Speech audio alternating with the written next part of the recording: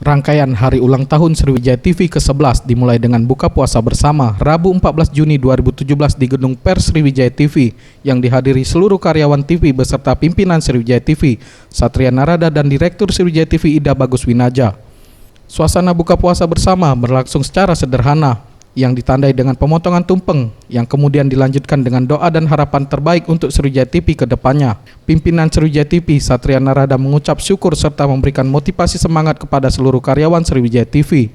Di usia ke-11 tahun ini, ia berharap Sriwijaya TV dapat menjadi matahari di bumi Sriwijaya. Harus melakukan langkah-langkah untuk mewujudkan matahari dari bumi Sriwijaya. Saya ucapkan selamat dan tetap semangat. Semuanya bisa terwujud kalau kita terus melakukan perbaikan dan melakukan inovasi serta melakukan kerja keras. Bekerja itu tetap bagian daripada ibadah kita. Puncak HUT Sriwijaya TV ke-11 dilanjutkan pada tanggal 15 Juni 2017 di Grand Malaka Hotel dengan menggelar Sriwijaya TV Awards untuk pertama kalinya.